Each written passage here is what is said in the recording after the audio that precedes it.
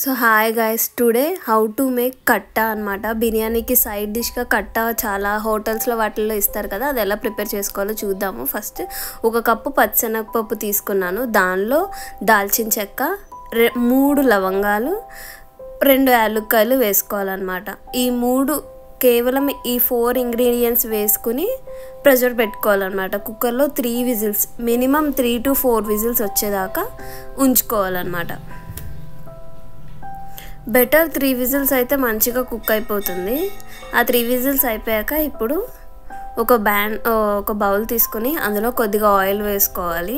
Oil కొంచెం బాగా heat అవ్వాలి. హీట్ అయిన తర్వాత అందులో కొద్దిగా ఆనియన్స్ ఇంకా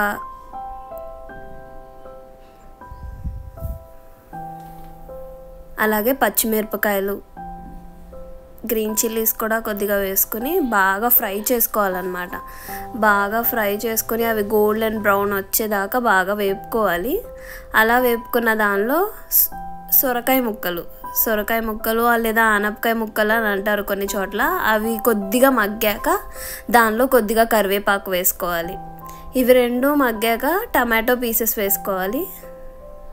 టమాటో కూడా బాగా మెత్తగా అయిపోవాలన్నమాట. టమాటో బాగా దానిపైన ఉన్న స్కిన్ అంత సాఫ్ట్గా అయిపోవాలి. స్కిన్ ఉడిపినంత సాఫ్ట్గా అయిపోవాలి టమాటోస్. అండ్ ఆ టమాటోస్ వేసాక కొద్దిగా అల్లం వెల్లుల్లిపాయ పేస్ట్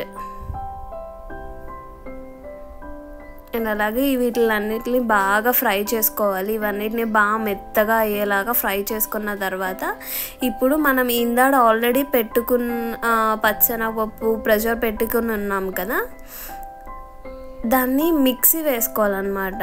సో అంటే ఇప్పుడు ఈ సొరకాయ వాటిల్లోనే కొద్దిగా సాల్ట్ అండ్ అలాగే కొద్దిగా పసుపు ఇలా మిక్సీ పట్టుకోవాలన్నమాట. మెత్తగా మిక్సీ పట్టేసుకోవాలి. ఆ వాటర్తో పలంగా మిక్సీ పట్టేసుకోవాలి. ఇంకా అదంతా ఆ సొరకాయ ముక్కలు వాటిల్లో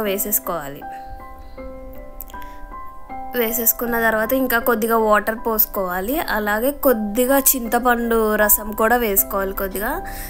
దీనిలో క్లిప్ మిస్ అయ్యింది. కొద్దిగా చింతపండు రసం కూడా వేసుకోవాలి. అండ్ అలాగే ఇందులో కారము, కొద్దిగా పసుపు వేసుకోవాలి. మీకు నచ్చితే కనుక కొద్దిగా గరం మసాలా వేసుకోండి, లేకపోతే లేదు. నేనైతే కొద్దిగా గరం మసాలా వేసుకుంటున్నాను, నాకు అలాగే ఇష్టము, ఇంకా అలాగే వేస్తాను. కొద్దిగా గరం మసాలా వేసాక వీటిని ఈ పచ్చెనగపప్పు ఇవంతా బాగా మరగాలన్నమాట. ఇది బాగా మరిగి మనం ఎంత క్వాంటిటీ చేస్తున్నామో దానిలో కొంచెం తగ్గాలి, అప్పుడు మంచి టేస్ట్ వస్తుంది. బాగా మరిగాక ఇంకా ఒక్కొక్కసారి టేస్ట్ చూసుకోండి, ఉప్పు అవన్నీ సరిపోతే ఓకే, సరిపోకపోతే ఉప్పు కొంచెం సాల్ట్, కారం అవన్నీ అడ్జస్ట్ చేసుకోండి.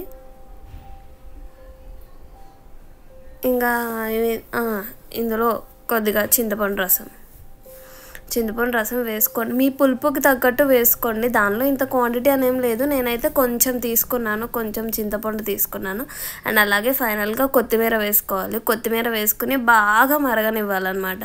బాగా అంటే ఇప్పుడు పైన కొద్దిగా ఆయిల్ పైకి తేలుతుంది కదా, సో అలా మరగాలన్నమాట. Thank you. Please subscribe my channel అండి.